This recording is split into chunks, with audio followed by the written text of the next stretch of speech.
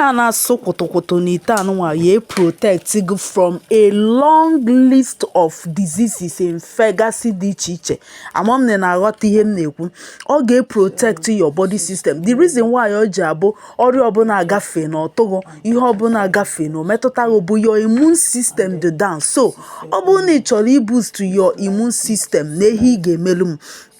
Ihe a kịta ifula ebe anụnwa bụ onions. Iwotalụ m obele onions. Ọkwa ifula obele onions a kịta. Iwote onions a na iwotalụ m obele ginger. Ị na-afụ ya ihe nsiri n'ite a mụ na ezinụlọ m ṅụrụ n'abalị ụnyaahụ ka m na-egosi gị ha. So nke a bụ ụzọ gosi turmeric powder, just ntọntọ ka ị na-ediri. Ịghọtago? So first of all bụ iwote onions, iberisialụ m ya kịrịkịrịkịrịkịrị ghaa ya n'ite ahụ. Iwotekwazielu m garlic ihe dịka mkpụrụ ịnọ, berisie kịrịkịrịkịrị gharị m ya n'ite ahụ. Iwotekwe ginger ifula ebe iberisie kịrịkịrịkịrị gharị m ya n'ite ahụ. Ihe a kịta ahụ black pepper. Black pepper dị ihe anụnwa, just obele akịta anụnwa. Iwolu aka odo ikurisialụ m itinye na nylon. Ikurisia ya ọfụma ọfụma. Ịghọtago? Ikurisicha ya iwee ghaa ya n'ite ahụ. Nke anụnwa wụ lime anụnwa wụ isichazie ya ka iyi eme gịnị ka iyi apa ya. Ọkwa ifuna ekịta na m esicha na mgbe m na-akọt ya afọm onye ya emelu vidio unu kara efia mana otu ọbụla o si na-adị. Ifo lime ahụ akọtụgo m ya tinye ya na kọpụ a already. Then kita anụnwa mma azalụzi mmiri anụnwa nsikọtalụ na turmeric anụnwa, garlic, ginger. Efuru ya na mma azara ya kita agbazie ya na kọpụ a kita. Ọkwa efuru ya. Efuru ihe niile ahụ nsiri nya dị ha kita anụnwa. Because na mmadụ egokata ọgwụ na pharmacy, gokata ọgwụ otu awụ n'ezi. So ihe ifuru kita ị na-aṅụ ya ọ ga-boost your immune system. Nyawu number 1.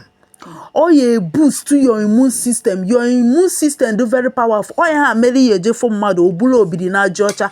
Ịlacha onye ahụ i continue kwa narịa ahụ mana ya afụ onye ahụ ọ do strong and healthy. Ị na-wonder onye ahụ pụtara na ma a contaminate ozie.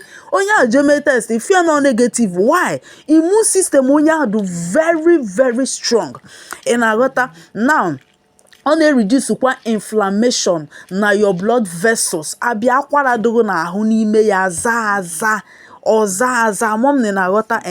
Ịpụta ajụ a na-ebughị ya mụ ihe na-eme. Ọ na-stop, ọ na-reduce inflammation, ọ na-reduce unnecessary swollen. Ịnọkata ụkwụ gị aza na ịdọnala na ọ n'ime travel isizie na moto ahụ ritu ụkwụ gị azachacha aza kporo gudugbum. Ọ na-reduce ihe niile a, and then ọ ya protect gị from a long list of ọrịa.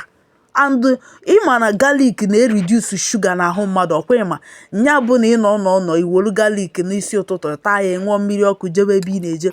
Ọ na-reduce kwa cholesterol. Ekwugo m ya before. Mmanụ na-adụ n'ọbara mmadụ nwee ike ịnọkata kọsụọlụ mmadụ obi nya heart attack. Ịghọtago? O nwee ike ịkọsịrị mmadụ na mmanụ nya fat dị too much n'ọbara gị. Ọ ya stop the movement of ọbara all over your body. Yes, ọ ya eme ọbara ama na-eru na your brain. Ọbara ama na-ejegasị n'akụkụ anụ ahụ ezi ebe o kwesịrị ije. Ntụsalụ m vidio isonye m n'akara Facebook.